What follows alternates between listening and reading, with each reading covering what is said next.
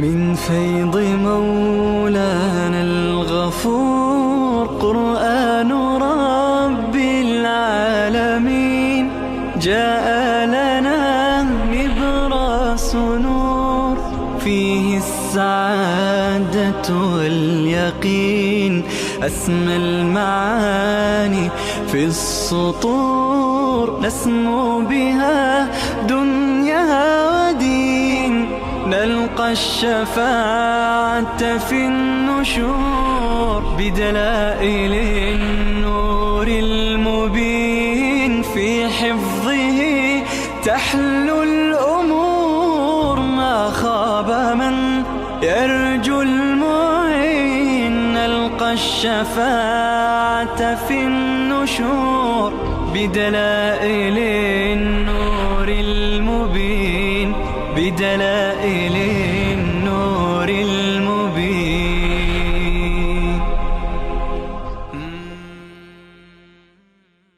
أعوذ بالله من الشيطان الرجيم. بسم الله الرحمن الرحيم. ألف لام ميم. غلبت الروم في أدنى الأرض وهم من بعد غلبهم سيغلبون. در سوره عنکبوت الان خواندیم که احسب الناس ان یترکوا ان یقولوا آمنا، معنیش این بود که انواع مصائب و آزمایشات براتون میاد، باید تحمل کنید. الان در سوره روم میخوانیم که همهش آزمایشات و آزمایشات را و امتحانات را تحمل کنید نیست. گاهی فتح و ظفر میاد و یومئذ یفرح المؤمنون، گاهی فرح و خوشحالی هم میاد. همیشه مایوس نباشید. حضرت استاد ما حضرت استاد جاجروی رحمه الله میفرمود به طلاب که همهش در راه توحید کتک نمیخورید، نترسید. گاهی بجای کتک خوردن چلو مرغ هم میخورید. یعنی گاهی میشه که الله شما را اکرام میکند. این نیست که همه اش ما باید سختی ها بکشیم. انسان وقتی همه سختی ها را بشنود مایوس و ناامید میشه. لذا در این سوره مبارکه رجا هست، امید هست. الله مژده میده که روز فرح و شادی و خوشحالی مؤمنین هم فرا میرسد، نگران نباشید. خب این ربط بود. اما برای اینکه آیات را بفهمیم مختصرا شأن نزول آیه. غلبت الروم، این سوره هم به نام روم بود. در زمان رسول الله صلی الله علیه و سلم دو ابرقدرت بودند. یکی ابرقدرت فارس ایرانی ها و یکی رومی ها. از نظر مذهب و مسلک ایرانی ها آتش پرست بودند، مجوس بودند و رومی ها به زعم خودشان متدین به دین آسمانی بودند، مسیحی بودند. اینها همیشه با هم درگیر بودند.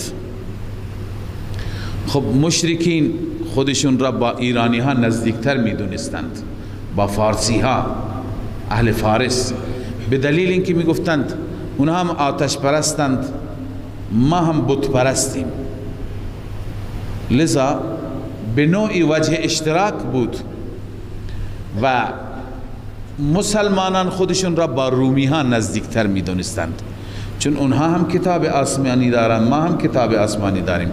اصل دین اونها هم دین توحیدی هست که بعدا اونها تحریف کرده بودند. دین ما هم دین توحیدی هست. پس هرگاهی که نبردی بود، معرکه بین اونها بود، اینا همیشه با هم درگیر بودند. مشرکین تمنا داشتند که ایران پیروز بشه، مسلمان ها تمنا داشتند که مسیحیان پیروز بشن. درگیری در زمان رسول الله صلی الله علیه و سلم که در مکه مکرمه بودند اتفاق افتاد. در مقام ازرعات در اردن هست، به مکه مکرمه نزدیک است. اونجا درگیری اتفاق افتاد که تقریبا بخشی از شام هست و در اون درگیری رومی ها خطرناک شکست خطرناکی خوردند. اون زمان مثل زمان امروز نبود. کسی که شکست میخورد تارومار میشد تا خودش را دوباره راست میکرد و کمرش راست میشد 20 سال 50 سال طول میکشید. امکانات نبود، وسایل نبود، همه اقتصادش فلج میشد تو اون جنگ. لذا رومی ها چنان شکست فاش خوردند که دیگه مردم همه گفتند دوباره روم بیاد در مقابل ایران بیسته، امکان نداره. مشرکان شاد شدند، خوشحال شدند، مسلمانان را طعنه زدند. الله تعالی آیه را نازل فرمود و مژده داد. گفت روم مغلوب شد، شکست خورد، اما در ظرف چند سال دوباره پیروز میشه بر ایرانی‌ها. این پیشگویی قرآن است. ببینید این معجزه قرآن چگونه محقق میشه. الله فرمود غلبت الروم، روم مغلوب شد. مغلوب شد فی ادنى الارض،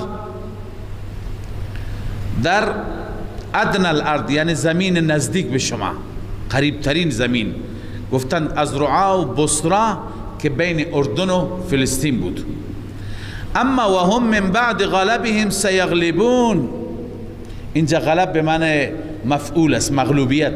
آنان بعد از مغلوبیت خودشان سیغلبون، ان قریب غالب میشن فی بضع سنین، در چند سال، در ظرف چند سال.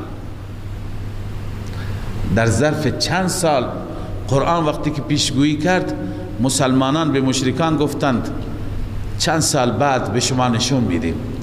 مشرکان گفته امکان نداره این شکستی که روم خورده دوباره بتونه راست بشه. بضع سنین از نظر لغت عربی اطلاق میشه از 3 تا 9 را، بین 3 تا 9. حضرت ابوبکر صدیق رضی الله تعالی عنه رقیبش در مکه امیه بود. قبلا هم داستانش را خدمت شما تعریف کردم که اینها با هم در زمان جاهلیت هم دوست بودند هم رقیب بودند. 2 تا تاجر اصلی مکه، یکی امیه بود، یکی ابوبکر بود. و باز اینها با هم بعد از اسلام رقابتشون خیلی شدید شد. امیه مسخره کرد، ابوبکر گفت ما انشاءالله بعد از چند سال پیروز میشه. گفت امکان نداره. با هم شرط بستند. شرط بستن بر 10 تا شتر بر 3 سال، که شرط بست تا 3 سال، تا ظرف 3 سال روم دوباره بر ایران غالب میشه. شرط بندی تمام شد. حضرت ابوبکر صدیق برای رسول الله تعریف کرد، یا رسول الله با امیه شرط بستن. رسول الله تفصیل را پرسید. اون زمان شرط حرام نشده بود، عبارت میخوانم، شرط هنوز حرام نشده بود. رسول الله پرسید چطور شرط بستی؟ گفت بر 3 سال، بر 10 شتر. گفت نه، برو مدت را بیشتر کن، چون که کلمه بضع از 3 تا 9 را میگویند. لذا شاید بعد از 3 سال بشه، معلوم نیست چند کی میشه. لذا ابوبکر صدیق دوباره رفت پیش امیه، گفت تجدید نظر میکنیم در شرط. امیه که خیلی مطمئن بود، لذا به جای 3 سال 9 سال کردند، به جای 10 تا شتر 100 تا شتر کردند. گفتن شرط میبندیم بر 100 شتر که تا 9 سال اگر رومی ها پیروز شدند که 100 تا شتر امیه بده، اگر نشدند 100 تا شتر باید ابوبکر بده. شرط بسته شد، تمام شد، رفتند. اما چند سالی نشد، طول نکشید که هجرت اتفاق افتاد. ابوبکر صدیق و رسول الله صلی الله علیه و سلم هجرت کردند. مدینه طیبه که رفتند، بعد از این جریان 6 سال طول کشید، جنگ دیگری اتفاق افتاد بین رومی ها و ایرانی ها. در این جنگ ایران شکست خورد، شکست فاحشی خورد و رومی ها غالب شدند، پیروز شدند. مدت کمی بود در اون زمان، با امکانات اون زمان 6 سال. لذا این زمان جنگ بدر هم بعضی از علما و مفسرینش عیناً همون روز اتفاق افتاد. یعنی اینجا خدای تعالی مسلمانان را پیروز کرد، اونجا رومی ها را پیروز کرد. بعدا مسلمانان مطلع شدن که روم هم درگیر شده، در همین روز ایران را شکست داده. لذا امیه مرده بود، امیه بن خلف مرده بود. حضرت ابوبکر صدیق رضی الله تعالی عنه پیغام فرستاد برای پسرش که پدرت با من شرط بندی کرده. همه اطلاع داشتن که پدرش شرط بندی کرده. پسرش اون زمان مشرکین هم تعهد داشتن. ما متاسفانه امروز مسلمانان تعهد ندارند. مشرکین تعهد داشتن. پسرش جمع کرد، پدرش خیلی مالدار بود، 100 تا شتر جمع کرد به ابوبکر رضی الله تعالی عنه داد فرستاد برای ابوبکر مدینه طیبه، بیا من قبول دارم، پدرم شکست خورده. لذا ابوبکر وقتی که شترها را آورد خدمت رسول الله، رسول اکرم صلی الله علیه و سلم گفت اینا را صدقه کن. اخذ ابوبکر الخطر من ذریه ابی، از اولاد ابی گرفت شترها را، فقال علیه السلام تصدق به، اینا را صدقه کن. و هذه آیه بینه علی صحت نبوته، این آیه روشنی هست که این پیغمبر نبی خداست. و ان القرآن من عند الله، قرآن از جانب الله. چرا؟ لانها انباء عن علم الغیب، این خبر هست از علم غیب، داره خبر میده که در آینده چی میشه. و کان ذلك قبل تحریم القمار عن قتاده، این قبل از تحریم قمار بود. این قمار حرام است. شرط بندی، تفسیر مدارک. بله. و درباره ادنى الارض نوشتن اقربها، ادنى الارض ای اقرب الارض، فان كانت الواقعه في ازرعات فهي ادنى الارض بالنظر الى مکه. اگر درگیری در ازرعات باشه نسبت به مکه از همه بلاد این نزدیکتر بود از بلاد شام، بحر المحیط گفته. خب لذا الله می فرماید فی بضع سنین، در ظرف چند سال، لله الامر من قبل و من بعد، فقط و فقط برای الله است. امر یعنی حکم راندن. من قبل و من بعد، قبل از این و بعد از این، یعنی قبل از مغلوبیات، بعد از مغلوبیات، امور به دست الله هستند. و یومئذ یفرح المؤمنون بنصر الله، در آن روز مؤمنان شاد میشوند به نصر الهی. خب مگر شاد غالب بودن رومی ها نصرت الهی هست؟ برای مسلمانان هست. اما علاوه از این بنده عرض کردم که بسیاری از اهل تفسیر نوشتند که منظور از یفرح المؤمنون بنصر الله جریان بدر هست، که بدر هم در همین روز اتفاق افتاد. الله تعالی مسلمانان را پیروزی نصیب کرد. ینصر من یشاء، نصرت می فرماید کسی را که بخواهد. و هو العزیز الرحیم، اون ذات عزیز است، غالب هست در مغلوب کردن دشمنان. الرحیم، مهربان است بر دوستان.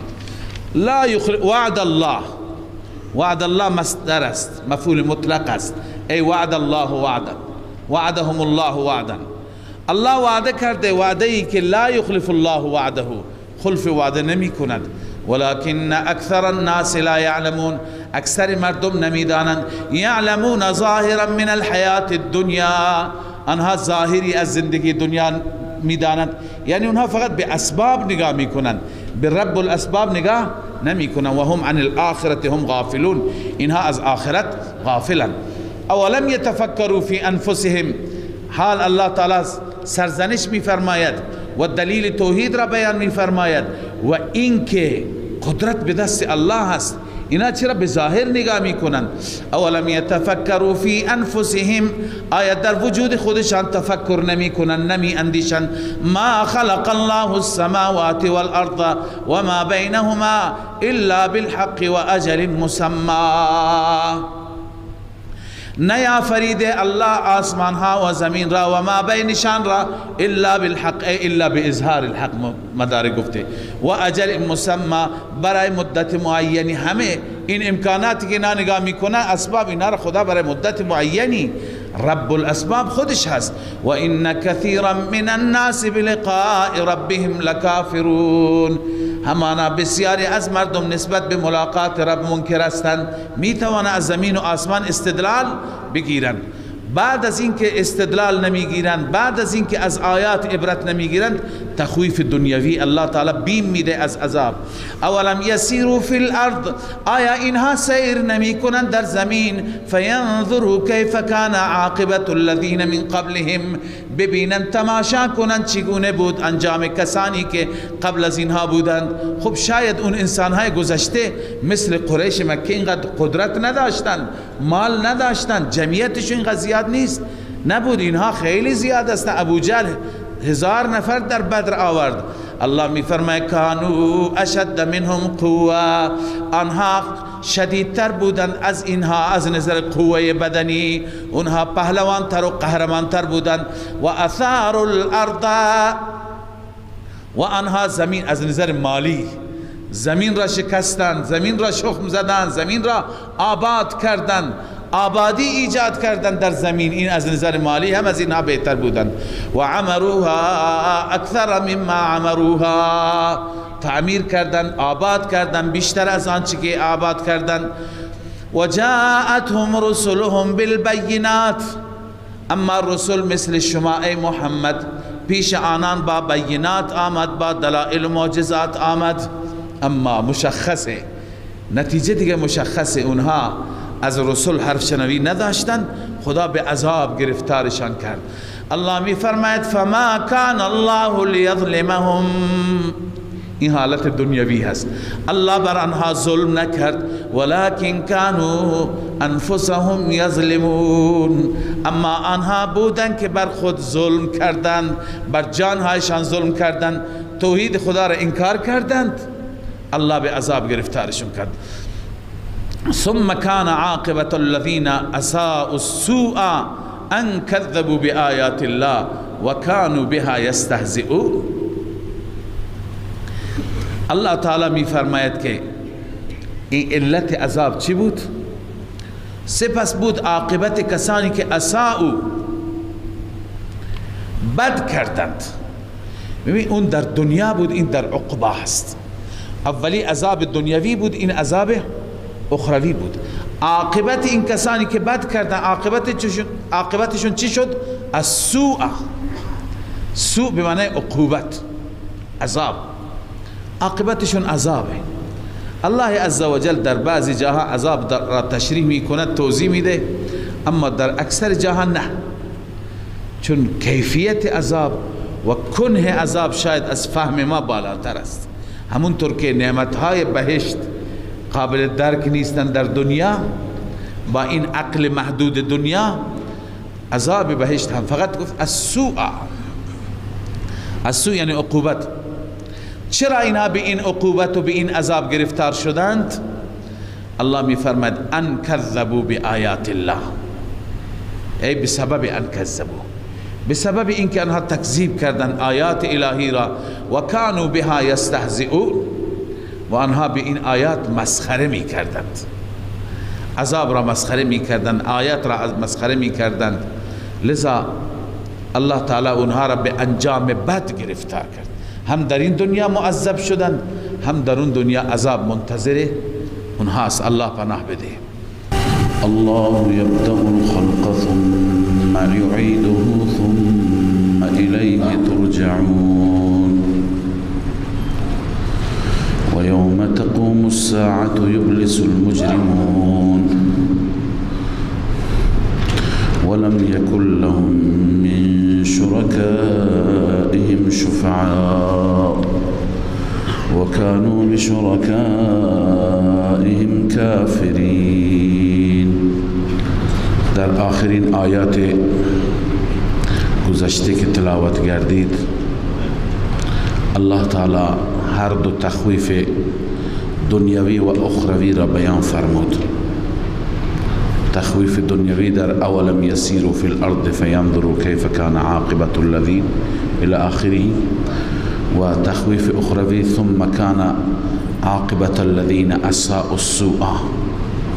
عاقبت و انجام بدکاران عقوبت است، عذاب است. اما اون چیزی که باعث تردد بود برای مشرکان، برای منکران، اون موضوع اثبات قیامت، نه اصلا قیامت را قبول نداشتند. الله عزوجل از اینجا دلایلی برای اثبات قیامت بیان می‌فرماید. دلیلش روشن است. الله می‌فرماید اون ذاتی که ابداع کرده اون ذات اعاده می‌کند. اون ذاتی که اول ایجاد کرده اون دوباره بر اعاده کردن، بر برگرداندن قادر است. الله یبدأ الخلق، یعنی در واقع اعاده بر ابداع قیاس. الله یبدأ الخلق، الله تعالی اون ذاتی است که از ابتدا، از آغاز خلق فرمود، ایجاد فرمود، ثم یعیده، سپس دوباره برمیگرداند، ثم الیه ترجعون، بعد از اون شما برای حساب و کتاب برگردانده میشوید. ترجعون به سوی او بازگشت داده میشوید، منظور برای حساب و کتاب است. و یوم تقوم الساعة یبلس المجرمون، باز هم تخویف اخروی، روزی که قیامت برپا میشه مجرمان ناامید میشوند، مایوس میشوند. مجرمون یعنی مشرکون مدارک، چون که آنان غیر خدا را میپرستیدند، آلهه را اونجا آلهه خودشون را نمییابند، اونجا آلههشان گم میشه. قالوا ضلوا عنا، گم شدند، لذا ناامید میشن که اینجا کی را صدا بزنیم، اینجا کی را فریاد بزنیم. آیا اون خدایانی که در دنیا میخواندند، میپرستیدند، اون خدایان شفاعتی هم نمی کنند، سفارشی هم نمی کنند؟ الله میفرماید ولم یکن لهم من شرکائهم شفعاء، برای آنان چنان شرکایی که شفاعت بکنند، شفیع کننده باشند نیست. و کانوا بشرکائهم کافرین، آنان به شرکایشان، به شرکایی که شریک گرفتن با خدا اونجا منکر میشند. خواندیم قبلا بل لم نکن ندعو من قبل شیء، اصلا ما چیزی را پرستش نمی کردیم، کسی را عبادت نمی کردیم، لذا منکر میشند. الله می فرماید و یوم تقوم الساعة یومئذ یتفرقون، روزی که قیامت برپا میشه، یتفرقون، متفرق میشن. به چه معنی متفرق میشن؟ یعنی از هم جدا میشوند، انسان ها از هم جدا میشوند.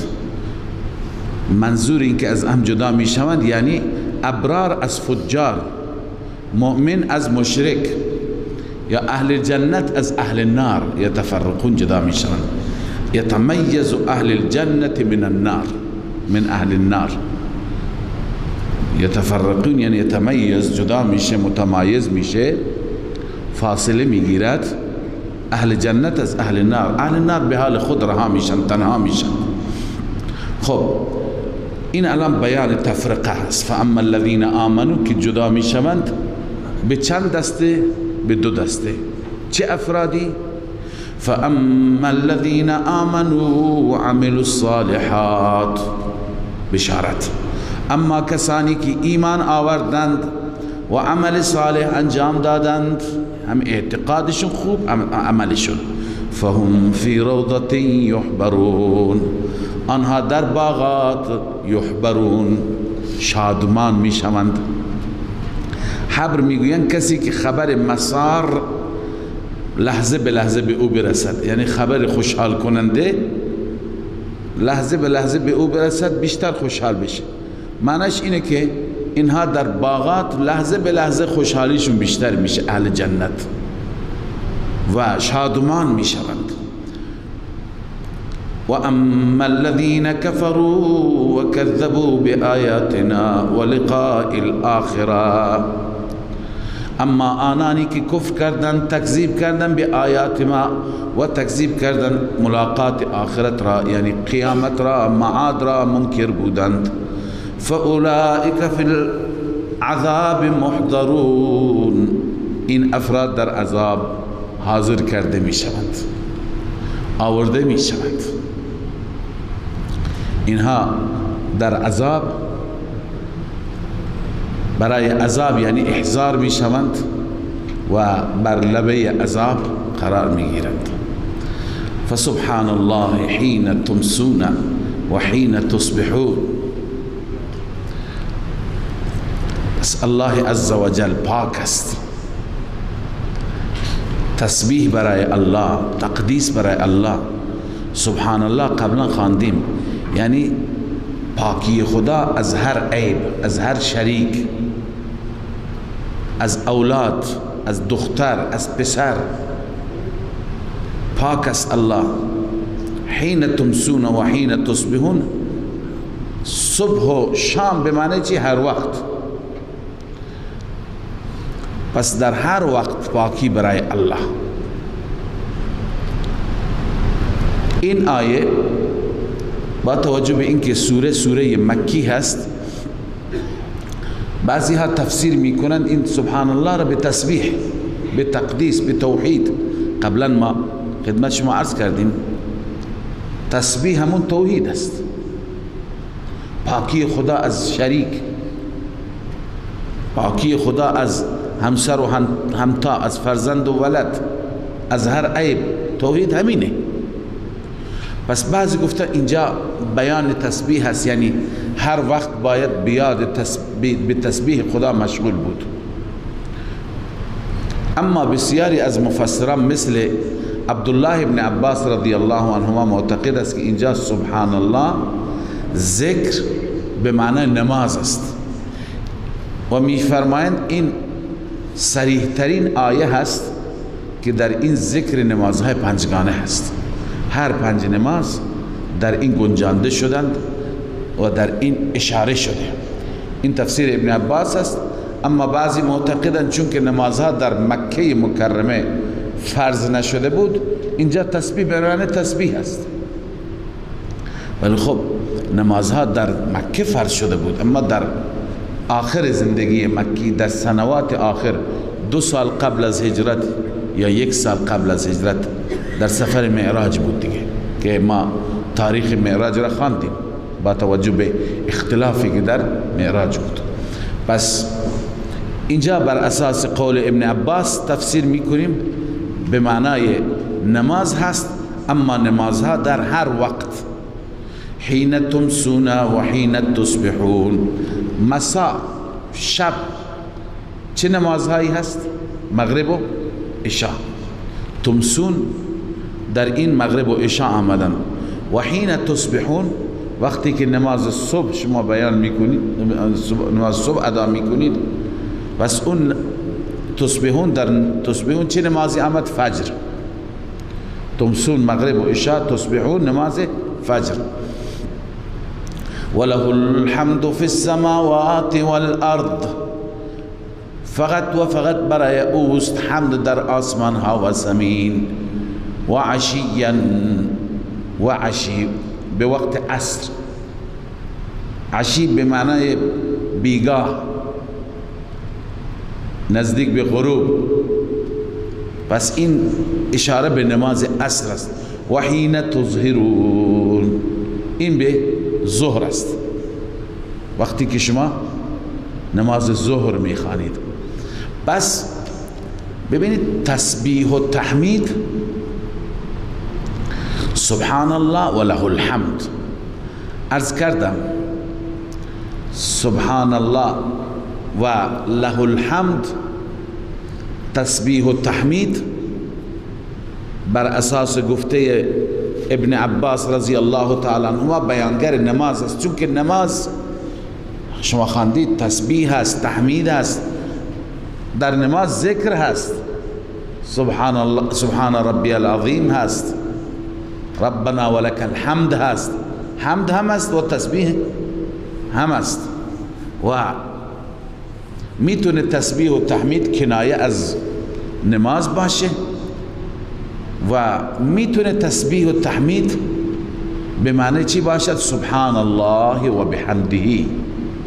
اونهایی که میگن مراد از این تسبیح و تحمید است، حدیثی اینجا ذکر میکنن، روایتی که رسول الله صلی الله علیه و سلم فرمود هر کسی صبح و شام 100 مرتبه سبحان الله و بحمده بگوید، هیچ کس از نظر نیکی به او نمیرسد مگر کسی که بیشتر از او گفته باشد.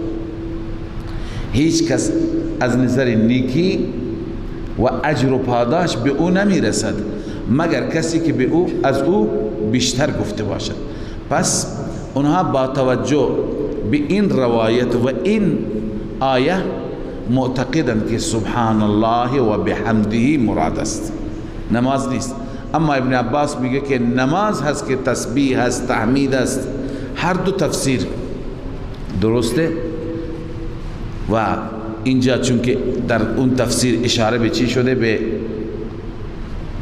نماز شده، تنها آیه‌ای هست که نمازها به صورت سریع وقتشون اینجا ذکر هست، تمسون، تصبحون، عشیاً، تظهرون، همه اینها هست. چنانچه علامه اندلسی گفته اتفق المفسرون على ان الخمس داخل في هذه الآیه. مفسران اتفاق نظر دارند که نمازهای پنجگانه در این آیه داخل است. و عن ابن عباس ما ذکرت الخمس الا فيها. ابن عباس از ایشون روایت هست که نمازهای پنجگانه ذکر نشدن مگر در این آیه ذکر شدن. بحر المحیط. بله. خب یخرج الحی من المیت و یخرج المیت من الحی. باز هم ادامه دلیل اثبات قیامت. اون دلیل اول بود الله یبدأ الخلق ثم یعیده، این دلیل دوم هست. الله بیرون میکند حی را از میت. خب این تفسیرش را شما خواندید. حی را از میت، جاندار را از بیجان، انسان را، حیوان را از قطره نطفه که اون میت است، یا امثال مرغ زنده را از تخم مرغ که میت است، مؤمن را که زنده هست از کافر که در واقع چی هست؟ میت است. و یخرج المیت من الحی، همه اینها عکس اینها. بیرون میکنه میت را از حی. و یحیی الارض بعد موتها، زمین را زنده میکنه بعد از مرگش. زمین را بعد از مرگ، چطور شما با چشمان خودتون میبینید که بعد از مرگ زمین زنده میشه، سرسبز میشه، شاداب و آباد میشه؟ پس هاکذا قیاس کن، انسان هم بعد از مردن چی میشه؟ زنده میشه. و کذالک تخرجون، این جمله معترضه هست. همچنین ای انسان ها شما بیرون کرده میشوید از قبور، از قبرهایتان شما اخراج میشید، بیرون آورده میشید، یعنی زنده میشید. پس نمونه های زنده کردن ما داریم. از جمله تمام مواردی که از مرده زنده درست میشه چند تا مثال عرض کردم. و یکی از اون موارد که مهم است زمین است که هر سال شما میبینید از زمین غیر آباد، از زمین مرده، زمینی که هیچ اثری از حیات و از سبزی نیست، اما بعد از مدتی چمنزار میشه، علفزار میشه. پس این دلیل است. خب این دو تا دلیل بود برای اثبات قیامت. اما الان چند تا دلیل میخوانیم؟ 7 تا دلیل، 8 تا دلیل اینجا میخوانیم برای اثبات توحید. چون که مشرکان همین دو را منکر بودند، هم مبدأ یعنی توحید، هم معاد قیامت. الان دلائل توحید. ومن آیاته ان خلقكم من تراب، از آیات قدرت الله این هست که شما را آفرید از خاک، ماده بعید، ماده بعید ما خاک است. ثم اذا انتم بشر تنتشرون، سپس شما بشر هستید که منتشر. بشر من دم و لحم، جلالین گفته از گوشت و خون. چه مناسبتی دارد خاک با گوشت و خون؟ الله از قدرت دیگه. تنتشرون، شما منتشر میشید، میگردید، هر جا گشت و گذار میکنید.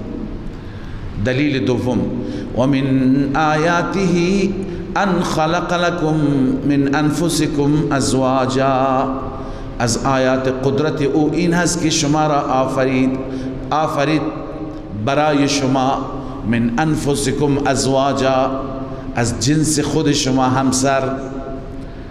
من انفسکم این نیست که زن هر کسی از خودش پیدا شده، بلکه منظور از من انفسکم یعنی من جنسکم. قبلا این بحث را کردیم. از جنس خود شما یعنی از جنس دیگه برای شما همسر انتخاب نکرد، بلکه از انسان ها. لتسکنوا الیها، تاکه شما سکون حاصل کنید به سوی آن. یعنی آرامش یک مرد با یک همسر خوب است. لتسکنوا الیها، سکون و آرامش از هر جهت، هم از نظر جنسی، هم از نظر روحی، روانی، فکری سکون حاصل میشه. و جعل بینکم مودة و رحمه، و بین شما الله مودت و رحمت ایجاد کرد. چنان مودت، چنان دوستی که این دوستی در جای دیگه کمتر دیده میشه. بین زن و شوهر، بین هر دو همسر وقتی که هست، و رحمت و نسبت به یکدیگر، چه ترحمی، چه شفقتی، چه محبتی. ان فی ذلک لآیات لقوم یتفکرون، همانا در این آیات هست، نشانات هست برای قومی که بیاندیشند. واقعا انسان وقتی که میاندیشد، نگاه میکند برای ادامه زندگی، برای اینکه کانون خانواده گرم بشه، این محبت لازمه. این محبت را الله ایجاد میکند. و زن و شوهری که واقعا خب در جوانی شاید از هم دیگه استفاده میکنند، اما هرچی که پا به سنتر میگذارند میبینید محبت بیشتر میشه. معلوم میشه که بر اساس اون نیاز نیست. الله تعالی این محبت را ایجاد میکند. الله تعالی این دوستی را، این الفت را تا این خانواده آخر طوری میشه که زن نیاز به مرد نداره، مرد نیاز به زن نداره. از نظر جنسی، از نظر مسائل دیگه، شاید خرج مخارج، بچه ها باشند، بچه ها بزرگ بشند، مادر خودشون را نگهداری میکنن، پدر خودشون را نگهداری میکنن. اما با وجودی که هیچ نوع احتیاج و نیازی زن و شوهر به هم دیگه ندارن، چنان محبت هست که مثالش و نمونهش در جاهای دیگه نیست. پس الله عزوجل این محبت را ایجاد کرده و انسان اگر بیاندیشد، تفکر بکند، به بسیار موارد خوب و نکات مثبتی دسترسی پیدا می کند از این محبت. لذا الله می فرماید که آیات و نشانات است برای قومی که تفکر می کنند، می اندیشند. و من آیاته خلق السماوات والارض، دلیل سوم عقلی بر اثبات توحید. از آیات الله، از نشانات قدرت الله و نشانات توحید الله این است: خلق السماوات والارض، آفریدن آسمان ها و زمین، و اختلاف السنتکم و الوانکم، و اختلاف زبان های شما، زبان شما، لهجه شما با هم فرق می کند، و الوانکم، رنگ های شما با هم فرق می کند. همه انسان ها با هم متفاوتند. ان فی ذلک لآیات للعالمین، در همه اینها نشانات است، آیات است برای عالمین، کسی که عالم باشد، کسی که علم و دانش داشته باشد، درک و فهم داشته باشد. و من آیاته، دلیل عقلی چهارم بر اثبات توحید، و من آیاته منامکم باللیل و النهار، از آیات الهی که دال بر قدرت است. منامکم باللیل، خوابیدن شما در شب، و النهار، و همچنین و انتشار شما از قبیل علفت آتمنا و ماء باردن هست، منتشر شدن شما و گشت و گذار شما، فعالیت شما در روز. و ابتغاءکم من فضله، و طلبیدن شما از فضل الله. از فضل الله یعنی رزق و روزی. در روز چیکار میکنید؟ برای معاش، برای رزق و روزی، برای طلب آن فعالیت میکنید. ان فی ذلک لآیات لقوم یسمعون، همان در این آیاتی هست برای قومی که گوش میکنند. گوش میکنند چرا؟ دلائل توحید را و براهین را گوش میکنند. و من آیاته یریکم البرق خوفا و طمعا، پنجم از آیات الهی این است که نشان میده به شما برق را به وقت باران، که این برق دو حالت داره، خوفا و طمعا. در حالی که هم خوف هست، انسان از صاعقه میترسد، و طمع، هم طمع هست، انسان امیدوار چی هست؟ باران هست که باران ببارد و نیاز آبی ما برطرف بشه. و ینزل من السماء ماء، و از آسمان آب نازل میکند الله. فیحیی به الارض بعد موتها، به وسیله همین آب زنده میکند زمین را بعد از مردنش، بعد از خشک شدنش. ان فی ذلک لآیات لقوم یعقلون، در این آیات هست، نشانات هست دال بر توحید، اما برای قومی که عقل داشته باشند. هر یک از این آیات را اگر ما با عقل، با فکر، با تفکر که قرآن فرموده ما بیندیشیم، تدبر بکنیم، از هر یک از این آیات به قدرت الله عزوجل و به توحید و یگانگی خدا در قدرت پی میبریم. و من آیاته، ششم، و من آیاته ان تقوم السماء والارض بامره، از آیات الهی این است که آسمان برپاست و زمین به امر تکوینی او. الله تکوینا امر کرده که آسمان سخت بماند، نیفتد، زمین قرار داشته باشد، تکان نخورد. اینها آیات الهی هستند.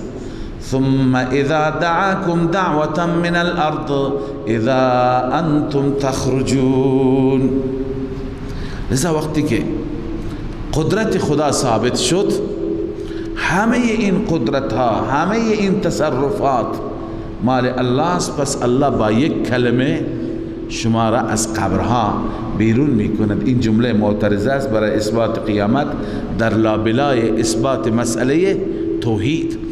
الله می فرماید ثم اذا دعاكم دعوة من الارض، سپس وقتی که فرا بخواند شما را فراخواندنی از زمین، اذا انتم تخرجون، در این هنگام شما بیرون میشید از قبور.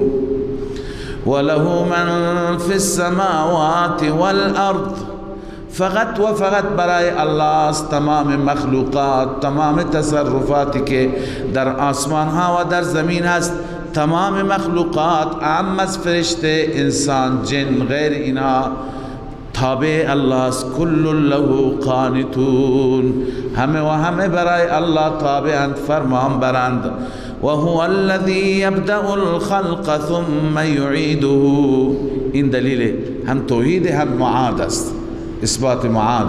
الله آن ذاتی است که ابتداء شما را آفرید، سپس یعیده، اعاده می کند. و هو اهون علیه، این اعاده آسان تر است بر او. شما از خلق ابتدا را تسلیم هستید، میگویید خدا ما را آفریده، اما دوباره پیدا شدن را نمیپذیرید، قبول نمی کنید، در حالی که این آسان تر است. ببینید برای الله عزوجل فرقی نمی کند ابتدا و انتها، مبدأ و معاد هر دو یکی هست، چون هر دو با یک کلمه کل میشه. اما اینکه آسانتر بر اساس عقیده عباد الله ذکر میفرماید، بر اساس بینش و دانش بندگان. ببینید ما یه چیزی را بدون الگو اگر بخواهیم درست کنیم، بدون نقشه قبلی بخواهیم بسازیم، مقدار مشکل تر است. اما اگر قبلا نقشهش باشه، الگوش باشه، نمونهش باشه و اون درست کنیم، آسان تر است. الله تعالی ابتدا که زمین و آسمان و انسان ها و همه را خلق کرد، اون زمان بدون الگو بود، فاطر السماوات والارض، یعنی بدون نمونه قبلی، بدون الگوی قبلی، بدون نقشه قبلی. خب این از دیدگاه ما با توجه به ذهن ما مشکل است، اما دوباره پیدا کردن خب آسان است، چون قبلا همه چیز هست، نمونه هست، شکلش هست، تصویرش هست، قد و قوارش هست، همه چیزش هست. پس وهو احوان علیه وله المثل الاعلى في السماوات والارض. و فقط برای الله المثل الاعلى، یعنی صفات بالا، صفات عالیه و صفات بالا در آسمان و زمین.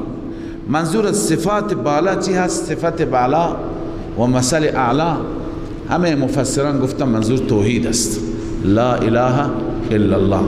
عن مجاهد المثل الاعلى قول لا اله الا الله. معنی لفظی وله المثل الاعلى نوشته وله الوصف بالوحدانیت. مثل اعلا یعنی وصفی که متصف به وحدانیت است، کسی دیگه این صفت را ندارد. و روح المعانی میگه این بحر المحیط، روح المعانی میگه اراد بذلك الوحدانیت فی ذاته و صفاته. اراده میکند الله تعالی اراده کرده وحدانیت در ذات و صفات.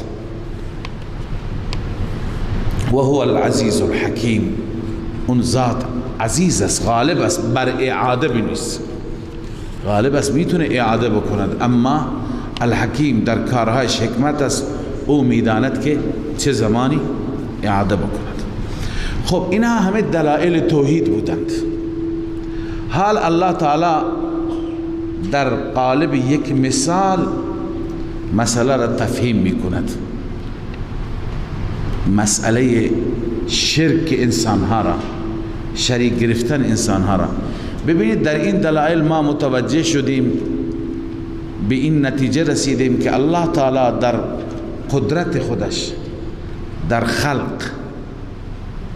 خلق انسان، در خلق آسمان ها و زمین، در اختلاف زبان های انسان ها، در اینکه شب و روز را برای انسان و برای منفعت انسان پیدا کرد، در همه اینها الله واحد لا شریک است، شریک ندارد.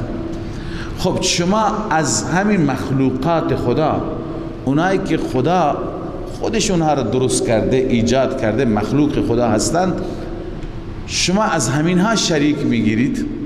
مثال شما مثل این میماند ضرب لكم مثلا من انفسکم.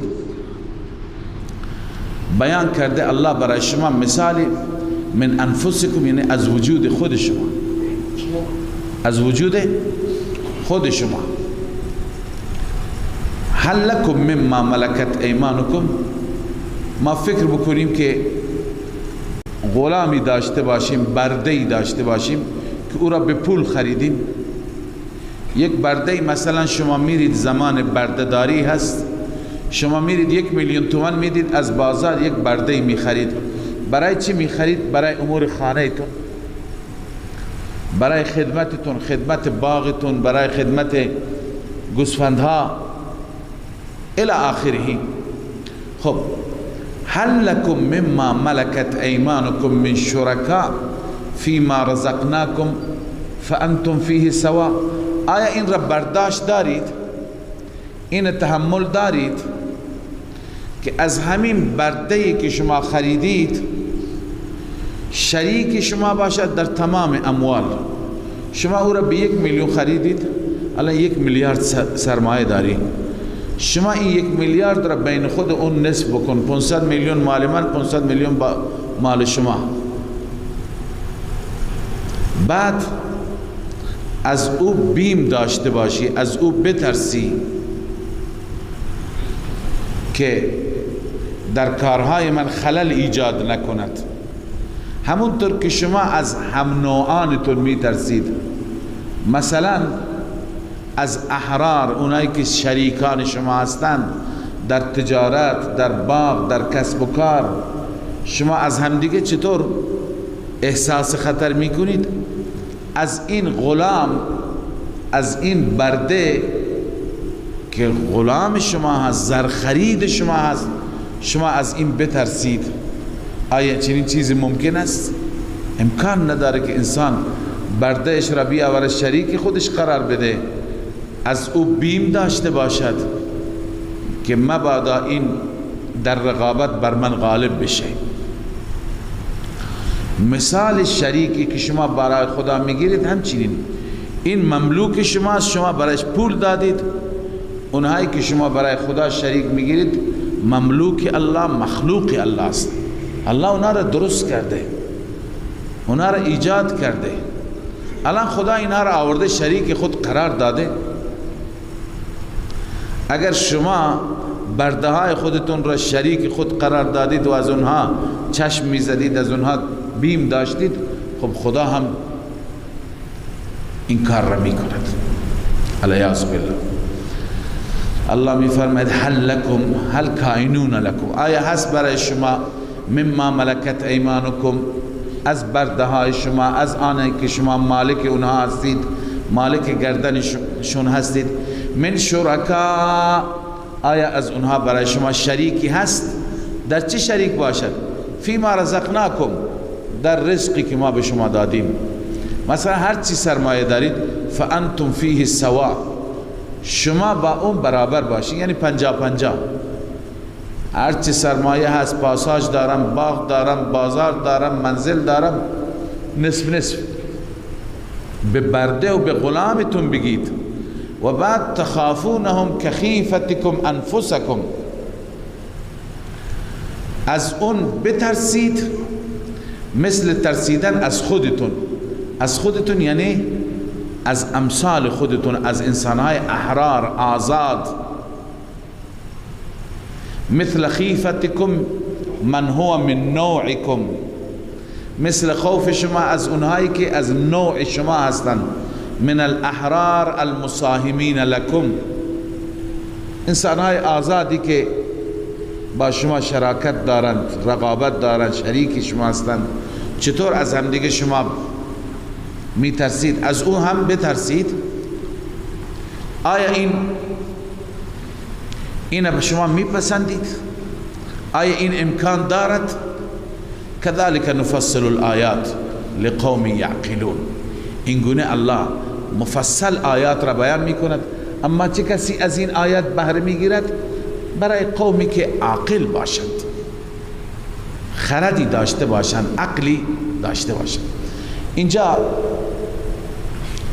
گفتند مفسران که فاذا لم ترضوا بذلك لانفسكم، وقتی شما برای خودتون راضی نیستید، حاصل و نتیجه این دلیل را عرض میکنم، وقتی شما برای خودتون راضی نیستید، فکیف ترضون لرب الارباب، چگونه برای رب الارباب راضی میشید؟ و مالک الاحرار والعبید، اون ذاتی که مالک احرار و عبید است، انسانهای آزاد و برده، چطور راضی میشید؟ ان تجعلوا بعض عبیده له شرکا، بعضی از عبیدش را شریک او قرار میدهید.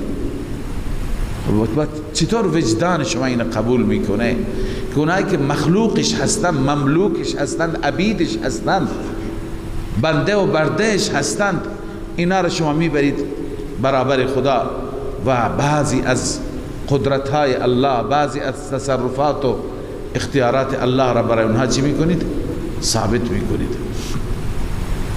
لذا الله میفرماید این گونه ما آیات را مفصل بیان میکنیم برای اینکه شما عقل و خرد داشته باشید، از اینها درس بگیرید. خب واقعا با توجه به این مثال و انواع این مثال ها و این دلائل جای شبهه باقی نمیماند. ما بقیه موضع شبهه، این عبارت جا مقدر است، جای شبهه نماند. اما متاسفانه اهل شرک باز هم دنبال هوا هستند، دنبال عقل نیستند، دنبال دلیل نیستند. بل اتبع الذين ظلموا اهواءهم بغیر علم، بلکه پیروی کردند آنانی که ظلم کردند، یعنی شرک کردند. ظلموا اشرکوا، علت چیه؟ هنوز اونم شرک میکنن. آنها پیروی کردند اهواءهم، از خواهشاتشان، بغیر علم، بدون علم یعنی بدون دلیل. فمن یهدی من اضل الله، چه کسی هدایت میکند اون بدبختی را که الله او را گمراه کرده. و ما لهم من ناصرین، در آخرت برای اونها هیچ یار و مددگاری نیست. صدق الله العظیم. من فيض مولانا الغفور قرآن رب العالمين، جاء لنا نبراس نور فيه السعادة واليقين، أسمى المعاني في السطور، نسمو بها دنيا ودين، نلقى الشفاعة في النشور بدلائل النور المبين، في حفظه تحلو الأمور، ما خاب من يرجو المعين، نلقى الشفاعة في النشور بدلائل النور المبين، بدلائل